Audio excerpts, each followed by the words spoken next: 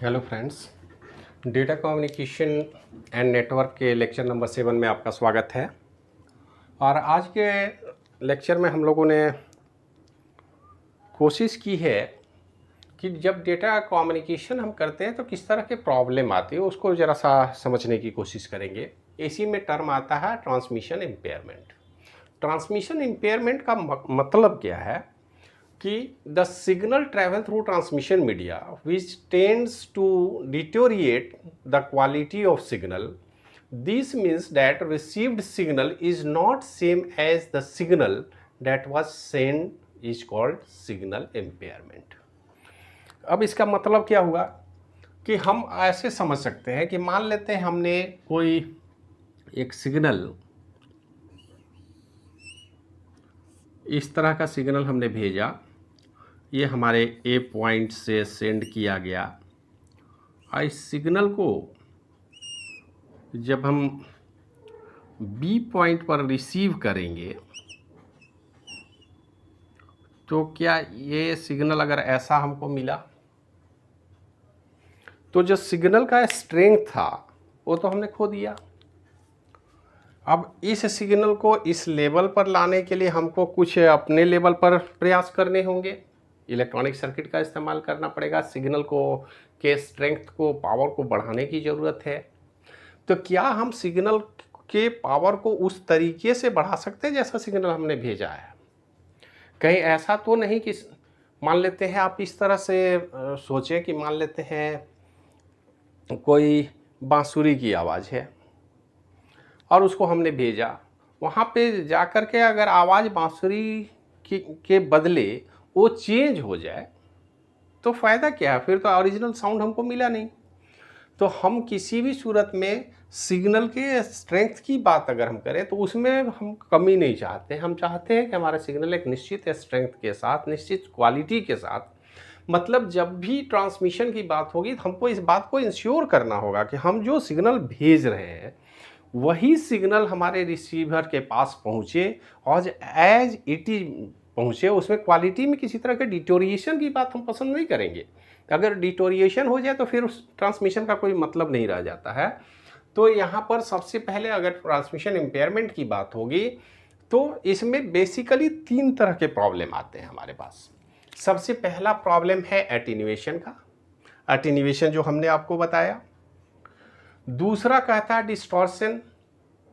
Distortion का मतलब होता है कि आवाज़ के फेज वगैरह में बदलाव हो गया, डिले हो गया।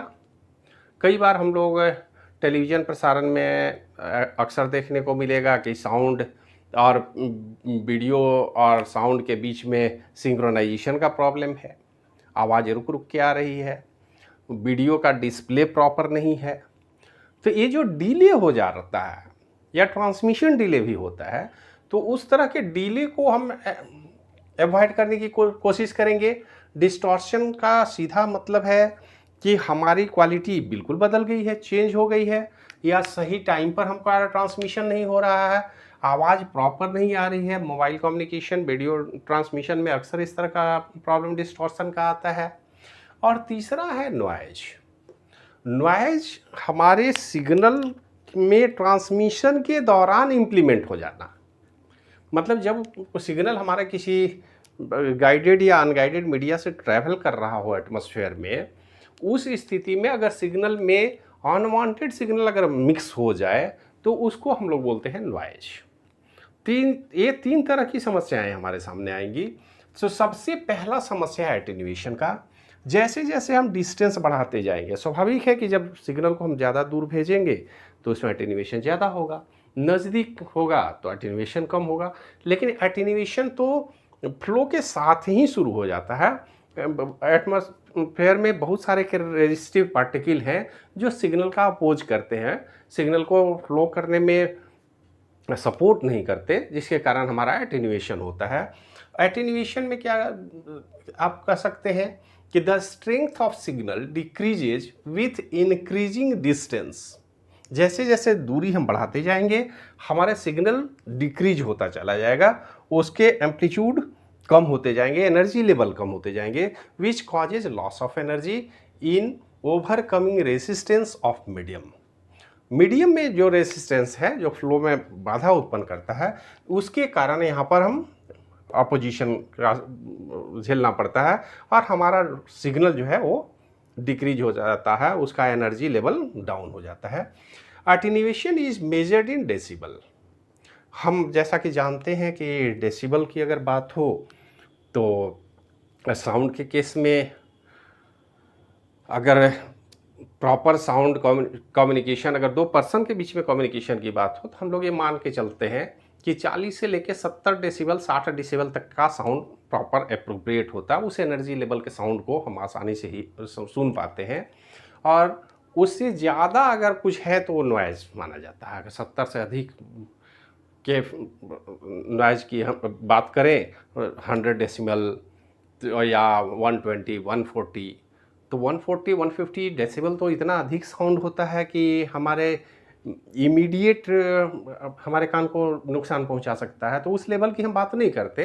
ट्रांसमिशन में अगर हमारा सिग्नल का पावर अगर जनरल हम रखना चाहें तो हम कोशिश करेंगे कि जितना भी संभव हो हम हमारा प्रयास तो ये है कि हमारे सिग्नल में एटेन्यूएशन हो ही नहीं, लेकिन अगर एटेन्यूएशन होता है तो एटेन्यूएशन किस लेवल पर हो रहा है, इस बात को पता करने के लिए हमारे पास फॉर्मूला है।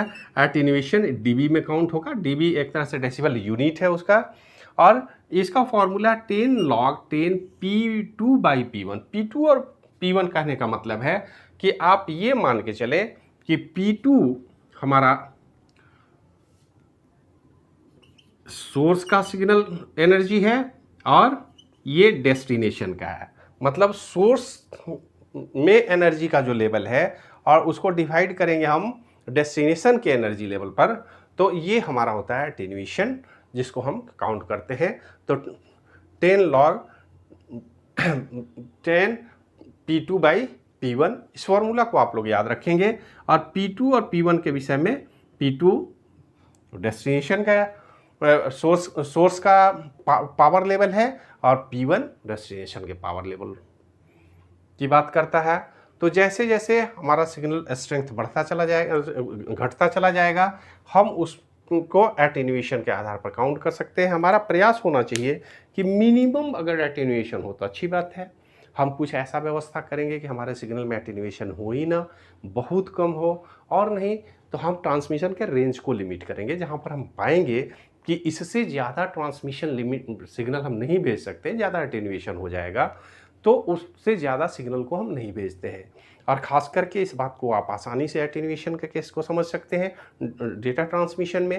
जैसे शहर में आज FM ट्रांसमिशन चलता है हमारे यहाँ, तो FM ट्रांसमिशन में क्या है कि ट्रांसमिट तो हम करते हैं, लेकिन हम चाहते हैं 25-50 किलोमीटर जहाँ तक सिग्नल प्रॉपर वे में रिसीव हो उतना ही दूर तक सिग्नल को भेजा जाए। ऐसा नहीं हो कि बहुत दूर तक हम भेज दिए, एटेन्यूएशन हो गया, सिग्नल पहुँच ही नहीं पाएगा। तो हम एक निश्चित रेंज फिक्स कर देते हैं हर रेडियो स्टेशन के लिए कि भाई आपका ट्रांसमिशन 50 किलोमीटर, 10 किलोमीटर, 20 किलोमीटर के रेंज में सुना जाएगा, और उतना स्ट्रेंथ आप रखिए अपने कैरियर सिग्नल का कि वहाँ तक प्रॉपर वे में सिग्नल पहुँच सके। तो एटेन्यूएशन कम से कम रखने की कोशिश करेंगे। नेक्स्ट दूसरा पॉइंट आता है डिस्टॉर्शन। डिस्टॉर्शन बोलता है change in shape of signal. अब देखिए होता क्या है, this is generally seen in composite signal with different frequencies. अब देखिए होता क्या है कि जब सिग्नल की हम बात करते हैं, तो सिग्नल क्या है, डेटा का इलेक्ट्रॉनिक फॉर्म है, और कंपोजिट सिग्नल, यहाँ देखिए बात हो रही कंपोजिट सिग्नल। आप इस तरह से समझे कि एक कॉमन स्पेसिफाइड रिजर्व कोई कम्युनिकेशन लाइन नहीं होता। आज जब भी हम डेटा कम्युनिकेशन की बात करते हैं तो हम मल्टी चैनल की बात करते हैं। अब मैं मल्टी चैनल फ्रिक्वेंसी की बात अगर करें, या एक ही सिग्नल को कंपोजिट सिग्नल कहने का मतलब है, मान लेते हैं हम ऑडियो सिग्नल की बात करते हैं, तो ऑडियो सिग्नल क्या है, एक स्पेसिफिक फ्रिक्वेंसी तो है नहीं। हम जानते हैं ऑडियो सिग्नल का रेंज की बात अगर हम करें तो 20 to 20 किलो हर्ट्ज की बात होती है। अगर प्रैक्टिकल हम कहें तो प्रैक्टिकली भी हम 12 किलो हर्ट्ज की बात करते हैं, ये हमारा ऑडिएबल रेंज है। रेंज तो हमारा 20 to 20 किलो हर्ट्ज है, लेकिन एक्चुअल में जो रियल ट्रांसमिशन होता है उसमें हम इस सिग्नल को रिसीव करते हैं आसानी से। तो ये हमारा प्रैक्टिकल रेंज है या हमारा जो स्पेसिफाइड रेंज है 20 से 20 किलोहर्ट्ज़। तो इस रेंज के सारे सिग्नल एक साथ प्रोसेस होंगे। हम साउंड में तो ऐसा नहीं कर सकते कि अलग अलग फ्रीक्वेंसी के सिग्नल को अलग अलग रिकॉर्ड करेंगे, जो भी मिक्सअप होगा सबको रिकॉर्ड करेंगे। अगर वीडियो इन्फॉर्मेशन की बात करें हम, तो वीडियो इन्फॉर्मेशन देखिए, वीडियो इन्फॉर्मेशन का रेंज है 0 हर्ट्ज टू 5 मेगाहर्ट्ज। इनका रेंज तो और भी अधिक है। तो अगर हम सिग्नल की बात करें तो आप ये मान के चलें कि इस रेंज के सिग्नल की बात, किसी एक चैनल पर जो भी सिग्नल हम देखते हैं, अगर टेलीविज़न की बात आप समझ लें, तो आप सोचिए कि टेलीविज़न में कोई एक चैनल को आपने लगाया है, तो वहाँ पर ये 0 से 5 मेगाहर्ट्ज़ के हर तरह के सिग्नल हैं, अलग अलग फ्रीक्वेंसी है, अलग अलग लाइट है, और इन सारे फ्रीक्वेंसी में डिस्टॉर्शन नहीं होना चाहिए। इस फ्रीक्वेंसी में कोई बदलाव नहीं हो, कलर चेंज नहीं हो, जो रियल इमेज है वही इमेज यहाँ प्रोड्यूस हो, तो उसकी फ्रीक्वेंसी में कोई बदलाव नहीं हो। अगर कंपोजिट सिग्नल हम कहीं भेजते हैं तो ऐसा नहीं हो कि डिस्टॉर्शन के कारण हमारे फ्रीक्वेंसी चेंज हो जाए, फ्रीक्वेंसी में कोई बदलाव हो जाए और कलर बदल जाए। ओरिजिनल जो कलर है उस कलर को ही अगर आप बदल दिए तो फिर इमेज का ये ओरिजिनलिटी तो ख़त्म हो जाती है। इमेज की ओरिजिनलिटी ख़त्म होने का मतलब है कि अब वो यूजलेस हो गया। प्रैक्टिकल पॉइंट ऑफ व्यू से तो किसी काम का नहीं है। हम वैसे किसी भी डिवाइस को सपोर्ट नहीं करेंगे जो कम्युनिकेशन में डिस्टॉर्शन क्रिएट करे, एटेन्यूएशन हो या कम्युनिकेशन में डिस्टॉर्टेड सिग्नल कम्युनिकेशन प्रोवाइड करे। हम चाहते हैं कि इसी तरह के डिस्टॉर्शन से बचें, एटेन्यूएशन से बचें, और इसके लिए हमको ट्रांसमिशन इम्पेयरमेंट में ट्रांसमिशन सिस्टम जब हम डेवलप करेंगे तो इस बात का विशेष ध्यान रखना पड़ेगा। और ख़ास करके अब ऐसा तो आइडियल सिचुएशन तो हम नहीं बना सकते कि कोई भी कम्युनिकेशन में हम बोल दें कि डिस्टॉर्शन हो ही नहीं सकता, एटेन्यूएशन नहीं होगा, नॉइज नहीं होगा।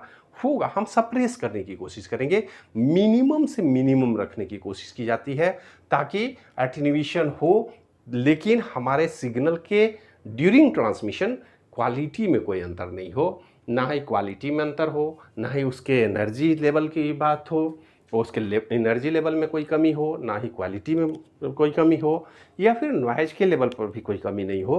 तो नेक्स्ट जो पॉइंट है नॉइज़, इस पर डिस्कशन हम इसके बाद करते हैं।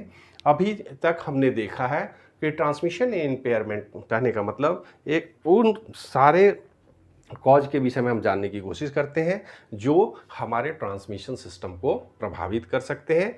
और इसके कारण क्या हो सकता है, एटेन्यूएशन हो सकता है, डिस्टॉर्शन हो सकता है और नॉइज क्रिएट हो सकता है। तो एटेन्यूएशन और डिस्टॉर्शन इन दोनों को हमने अभी समझा है। अब इसको ज़रा रब करते हैं तो फिर नॉइज पर डिस्कशन करते हैं। ओके,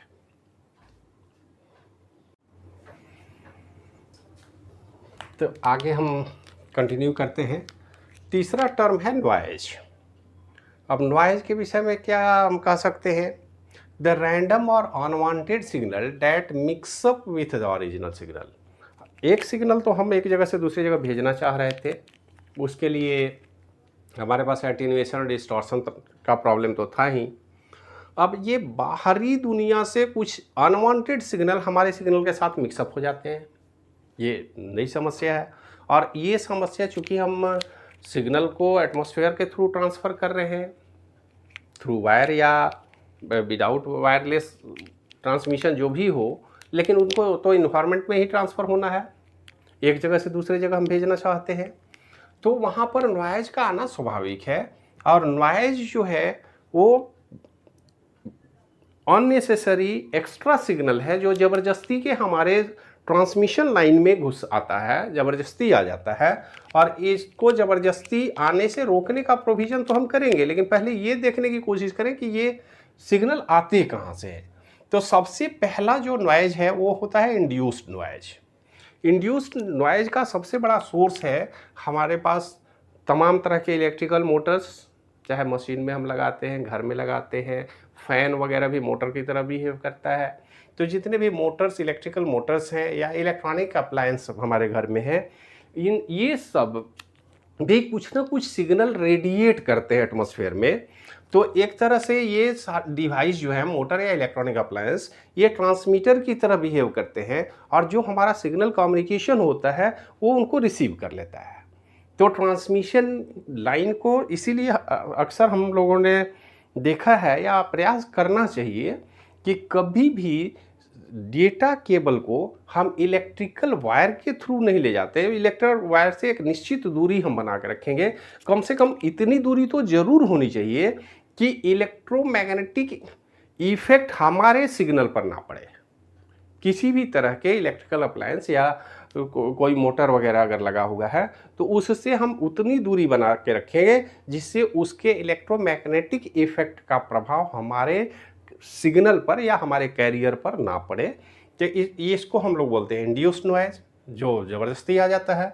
दूसरा होता है थर्मल नॉइज। थर्मल नॉइज कहने का मतलब the movement of electron in wire creates an extra signal. जब किसी वायर से मूवमेंट होता है, इलेक्ट्रॉनिक फॉर्म में सिग्नल जाएगा तो इलेक्ट्रॉन का मूवमेंट है, और एक्स्ट्रा कुछ इलेक्ट्रोमैग्नेटिक अप्लायंस से भी सिग्नल आ गया।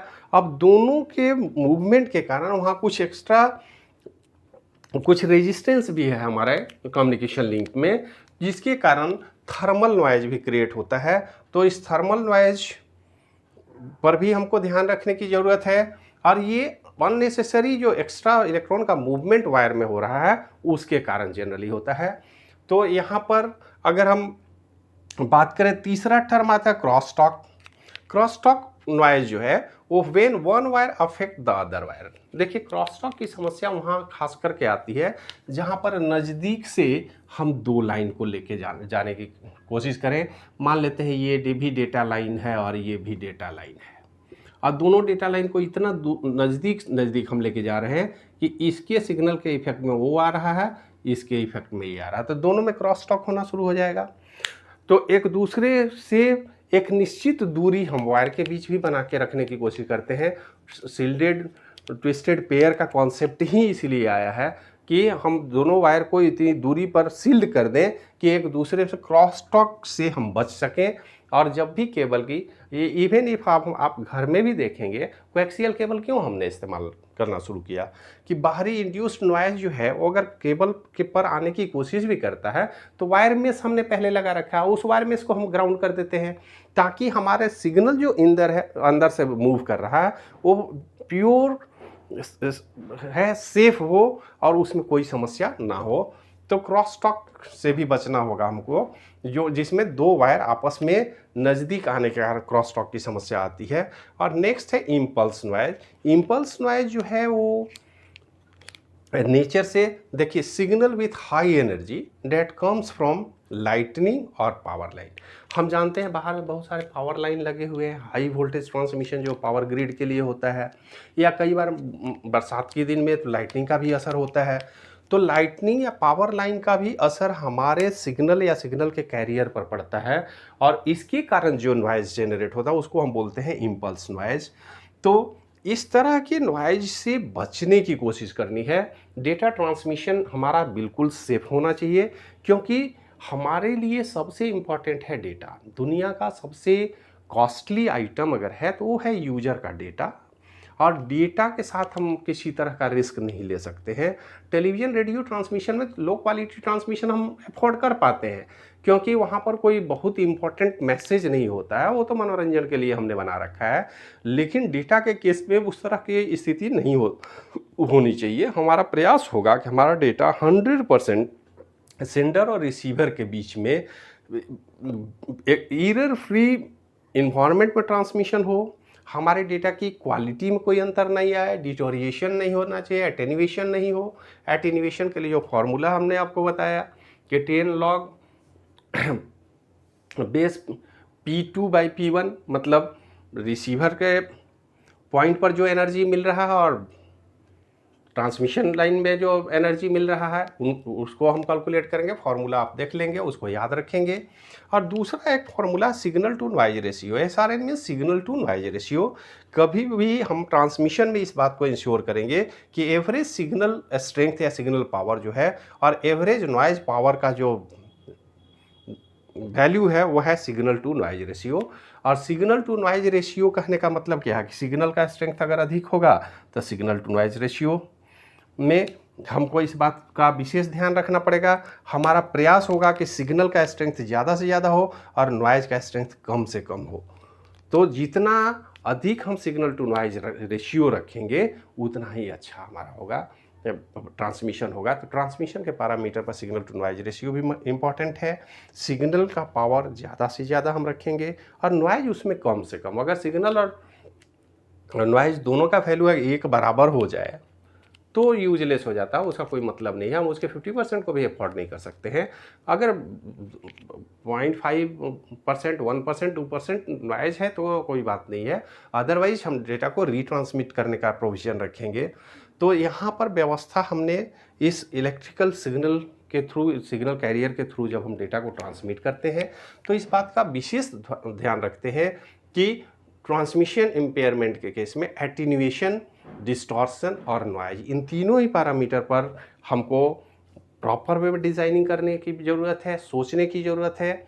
और कई बार तो नॉइज को एलिमिनेट करने के लिए आज की डेट में हम फाइबर ऑप्टिक केबल क्यों इस्तेमाल कर रहे हैं, ताकि इलेक्ट्रिकल इंटरफेरेंस से बचा जा सके। आप सोच लीजिए कि induce noise, thermal noise, cross talk और इम्पल्स नॉइज, ये सारे नॉइज के जो प्रभाव हैं ये इलेक्ट्रिकल सिग्नल पर ज़्यादा पड़ेंगे, ऑप्टिकल इमेज इंफॉर्मेशन पर तो इसका प्रभाव पड़ेगा नहीं।